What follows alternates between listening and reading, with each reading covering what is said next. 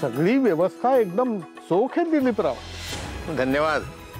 पण खरं सांगू का, हे सगळं राजवाडे मंडळींनी केलंय। खूप मोठं मन आहे त्यांचं। मन मोठं आहेच हो, पण व्यवसायही मोठा आहे। नशीबवान आहात असे व्याही लाभले। खरंय, त्यांचं मन मोठं आहे, पण शेवटी कसं असतं, आपण सुद्धा आपली पायरी ओळखून वागावं, नाही का? हो, अगदी बरोबर आहे।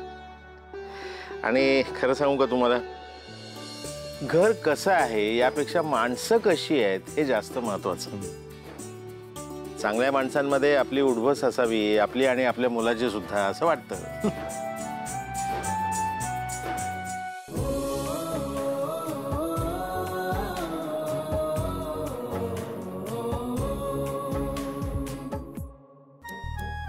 सॉरी। कशाबद्दल? ते काल मी तुमच्याशी खूप रूडली वागलो त्याच्याबद्दल। त्यात नवीन काय आहे? अहो धक्का बसला होता मला। मला तुमच्यापेक्षा मोठा धक्का बसला। अहो माझी बहीण येणारे लग्न करून तुमच्या घरात, तरी असे वागू शकता? मीच वागू? मग कोण? तुमच्याशी ना संभाषण हे अशक्य आहे।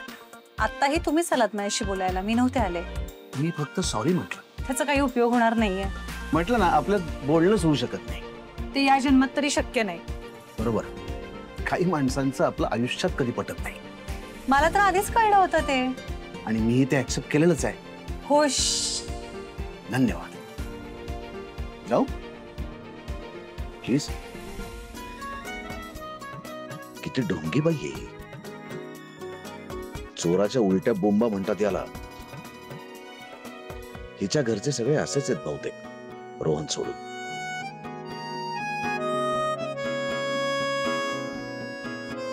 किती खोटारडा माणूस आहे हा। पैसे पाठवून लग्न मोडायला बघतो आणि वर आवतो असं आणतोय की जणू याने काही केलेलंच नाहीये। किती आतल्या गाठीचा माणूस आहे हा। देवा, पुन्हा या माणसाचं तोंड पाण्याची वेळ नको यायला माझ्यावर।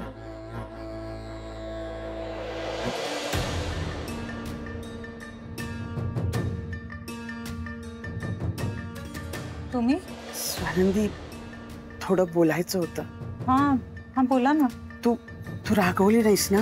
म्हणजे काल मी जे बोलले, राग नाही ना आला तुला? प्लीज, म्हणजे खरंच सांगते, माझं ह्याच्यात काही नाही आहे। खरं तर तुला माहिती आहे ना की करता करविता कोणतरी वेगळाच आहे। तुम्ही म्हणालात। हो, पण मग माझा राग नाही आहे ना तुझा?